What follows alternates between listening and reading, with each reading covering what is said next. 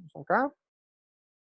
Bien, entonces, la cadena de transporte de electrones y la llamada fosforilación oxidativa son dos procesos vitales que se dan en la célula que tienen como objetivo primero la reducción del oxígeno, que es el aceptor final de electrones de todos de toda la oxidación biológica llevada de las moléculas nutrientes llevadas a las células, y la fosforilación oxidativa pues es el proceso mediante el cual se aprovecha el gradiente protónico generado en esta cadena de transporte de electrones para sintetizar ATP, se llama fosforilación oxidativa. ¿Bien? Entonces, si entramos en contexto, aquí tenemos un esquema que nos muestra básicamente todo lo que hemos hablado hasta el ciclo de Krebs, incluyendo, y vemos que marcados en naranja están todos los intermediarios de alta energía que se producen a lo largo de todo el paso de oxidación. Como ustedes se dan cuenta, en toda la oxidación o durante toda la oxidación se está obteniendo transportadores de electrones, desde la misma glucólisis hasta el ciclo de Krebs.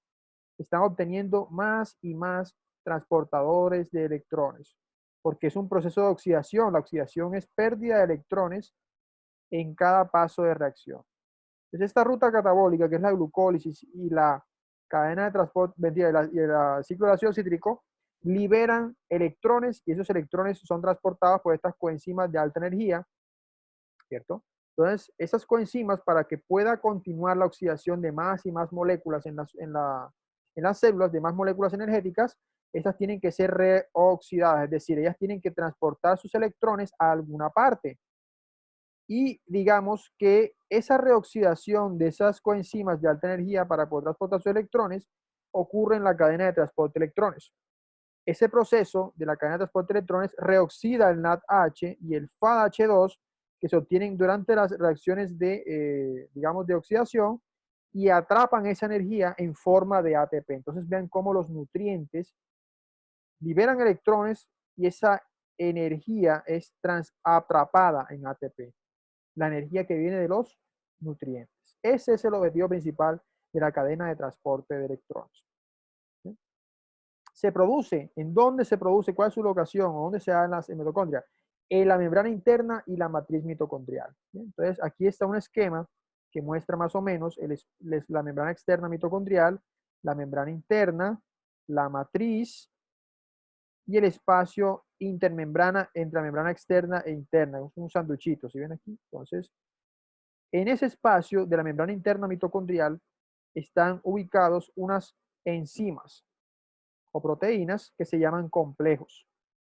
Esos complejos están también ayudados con algunas sustancias como la ubiquinona y el citocromo C, que son coadyuvantes en este proceso de transporte. Son, digamos, son ayudadores, son sustancias que ayudan a esa transferencia de electrones. Y también en esa membrana interna mitocondrial está una enzima que se llama ATP sintasa o complejo ATP sintasa. Es una proteína bastante compleja que se encarga de la síntesis total de ATP. Entonces vean que durante la transferencia de electrones, todas estas enzimas que están en la matriz interna mitocondrial, que son los complejos 1, 3 y 4 normalmente hablando, pero hay un complejo también, el complejo 2, se encargan de transportar electrones, y cada complejo, digamos, que tiene la capacidad de sacar protones de la matriz mitocondrial y llevarlos al espacio intermembranario. Cuando eso ocurre, los protones son usados para la síntesis de ATP cuando son llevados nuevamente hacia la matriz. Es como si esto fuera un río, y ese río pues se mueve con esta bomba, y esa bomba es la ATP sintasa. Entonces esa energía del bombeo de protones se usa para poder sacar energía de ATP.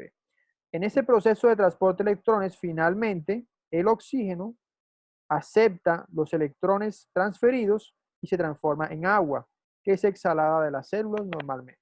A todo este proceso se le conoce como respiración celular, porque se ha obtenido energía a partir de los nutrientes, se ha reducido con el oxígeno para formar agua y se ha sintetizado ATP, que es la llamada respiración celular. El oxígeno viene a ser lo que se conoce como aceptor final de electrones. ¿Sí? Por eso es que nosotros respiramos, para poder ingresar oxígeno a nuestras células, que es el aceptor final de electrones de todos los electrones transferidos en las reacciones de oxidación. ¿Sí? Ese es básicamente el la cadena de transporte de electrones. La transferencia de protones acá genera lo que se conoce como gradiente electroquímico, que es el movimiento de varios iones, ¿cierto? Iones, en este caso protones, cargados positivamente, de una región de la mitocondria a otra región.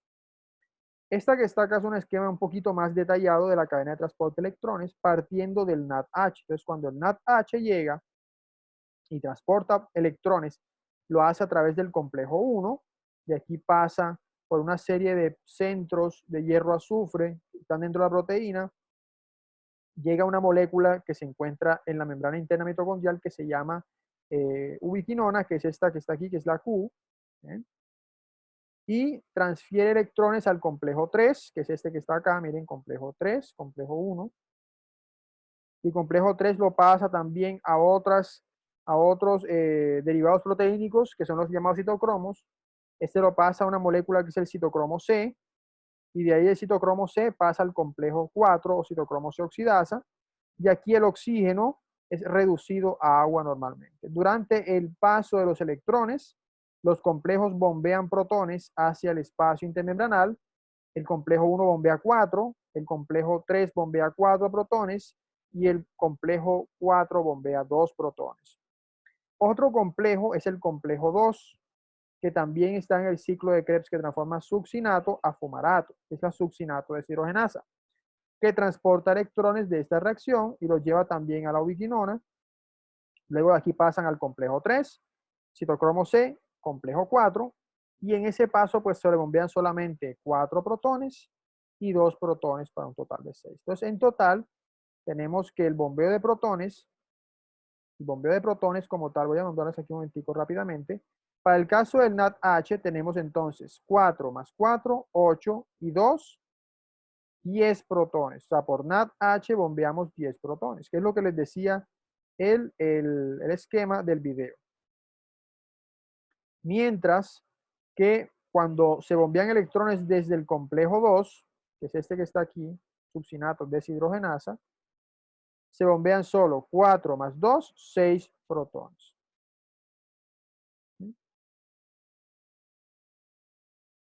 Entonces, esta es la reacción total. Miren, NADH más oxígeno, se produce NAD más, que es nuevamente llevado a la membrana mitocondrial para que pueda volver sacándose energía de más electrones y se libera agua finalmente de la reducción final de oxígeno.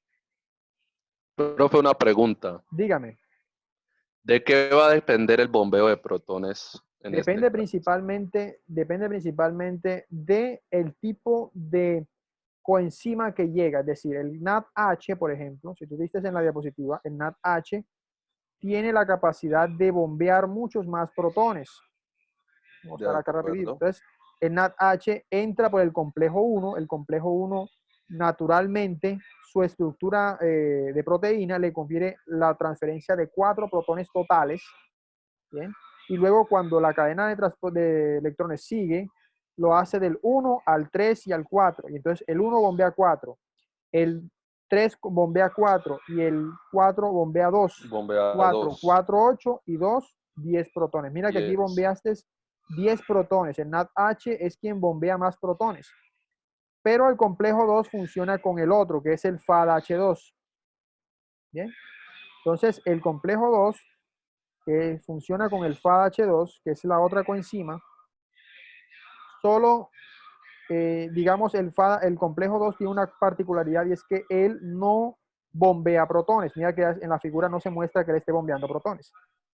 Entonces, él simplemente De recibe acuerdo. los electrones, los pasa a la ubiquinona, los lleva al complejo 3 y al complejo 4. Entonces, solamente los únicos protones que se bombean con FAH2 son 4 protones del complejo 3 y 2 protones del complejo 4. En total los dan 6 protones. ¿Cuál de los dos bombea más protones? El NADH, que bombea El 10 NADH. protones en total. Obviamente, entre más De protones tú acuerdo. bombees, más energía vas a producir. Porque quien coge estos protones es la ATP sintasa. ¿Eh? Aquí está un esquema que muestra un poquito Ok. más detalladamente. Mira, por ejemplo, este es el complejo 1, bombea 4 protones. ¿Ves? 4 protones. El complejo 3, porque si este es el NADH, bombea otros 4 protones. ¿ves? Y el complejo 4 bombea 2. Entonces, cuando se van bombeando más y más protones, el espacio intermembranal se vuelve más positivo, porque tiene muchos protones aquí cargados. Aquí una alta concentración de protones. Imagínate como si fuera un río. Entonces, esta alta concentración de protones le da los suficientes protones a la ATP sintasa o ATPasa, también la conocen, y esa cantidad de protones permite que la ATP sintasa tenga las fuerzas suficientes para sintetizar ATP. Eso se llama fuerza protomotriz, que es lo mismo que ocurre con los ríos. Cuando tienes un río muy caudaloso acá y pones una bomba, la bomba fluye, hace fluir y hace mover este rotor que está acá. Ya tuviste una misma Entiendo. motobomba. Entonces, el ATP se sintetiza a partir de ADP o adenosín difosfato y un fosfato libre para formar adenosín trifosfato. Y los hidrógenos llegan otra vez a la matriz mitocondrial, son bombeados nuevamente. ¿Ves? Eso es Entiendo, básicamente lo que profe. ocurre. Bien. Entonces, Listo. ahora, el complejo 1 se llama NADH deshidrogenasa, complejo 1, que es la que recibe única y exclusivamente al NADH. ¿Bien? Transporta electrones del NADH a otro compuesto que es la ubiquinona, que se encuentra en la membrana interna mitocondrial, que es esta pequeñita. Entonces pasa del complejo 1 a la ubiquinona. El complejo 2 es la succinato deshidrogenasa del ciclo de Krebs, que transfiere electrones del FADH2 a la ubiquinona. Es decir, este señor chiquitico que está acá, como ven, no bombea protones, pero manda los electrones del ciclo de Krebs a la ubiquinona directamente. El complejo 3 es la citocromo C oxidorreductasa, ¿bien? Que lleva los electrones de la ubiquinona hacia al citocromo C. O sea, él hace esto, lleva los electrones de aquí hasta acá. ¿Bien? Y en el proceso bombea otros 4 protones. Y la citocromo C oxidasa, complejo 4, que, digamos, bombea 2 protones, y a su vez reduce el oxígeno del aire, el oxígeno molecular lo reduce a agua, completando la respiración celular, bombeando 2 protones. Esa es la citocromo C oxidasa o complejo 4. Digamos, esta teoría de transferencia de protones se llama hipótesis quimiosmótica. Es la hipótesis que nos dice que efectivamente cada complejo de la cadena de transporte de electrones bombea protones al espacio intermembranal y la ATP sintasa usa un promedio de 3 protones para sintetizar una molécula de ATP. Lo que quiere decir, muchachos, que, digamos, la ATP sintasa, la enzima, lo que hace es que cada más o menos 3 protones sintetiza una de ATP. Si nosotros hacemos cálculos, y eso es lo que hacen en el video, digamos, con unos 10 protones más o menos, que es lo que bombea el NADH, recuerden que el NADH bombea 10 protones, si por cada 3 protones sintetizamos una molécula de ATP, quiere decir que con 10 más o menos sintetizamos entre unas 3 o 2,5 moléculas de ATP, ¿sí? Haciendo las cuentas. Pero como el FAH2 bombea solo 6 protones, ¿sí? Y necesitamos 3 para formar aproximadamente una molécula de ATP, entonces el FAH2 más o menos nos da solo para sintetizar 1,5 o más o menos unas 2 moléculas de ATP. Entonces vean que el FADH2 sintetiza, el NADH sintetiza mucho más ATP que el FADH2, porque obviamente el NADH transfiere electrones desde el complejo 1 y bombea 4 protones más que el complejo 2, que solo transfiere 6 protones. Ahora, algo muy bonito de la ATPasa es que cada vez que ella va girando, porque eso es un giro que ella hace, una rotación, cada 360 grados de rotación sintetiza unas 3 moléculas de ATP más o menos. Eso en total nos da unas 1000 moléculas de ATP por el solo segundo, en un solo segundo. Y miren que se requieren más o menos 3 protones, ¿cierto? Para sintetizar un ATP aproximadamente. La ATPasa tiene una región F0, que es una región que está pegada a la membrana interna mitocondrial, todo esto, y una región F1, que es una parte que está externa. Esa región F1 tiene 2 subunidades alfa y beta, que digamos que cuando se empiezan a mover unas con otras, empiezan, digamos, a cambiar su conformación y eso permite que el ADP y el fosfato entren y al entrar, pues la rotación hace que se sintetice enseguida ATP. Entonces, cada vuelta, cada 360 grados de vuelta, cada vueltica, se sintetizan unas 3 de ATPs normales. Y eso da 1000 ATPs por segundo. Aquí los dejo ya para concluir, muchachos, con una animación muy bonita que me encontré por ahí de la llamada respiración celular. Observen cómo se da la respiración celular en la mitocondria. Miren, aquí tenemos la membrana, el espacio intermembranal, la membrana interna mitocondrial y los 4 complejos. ¿Ven?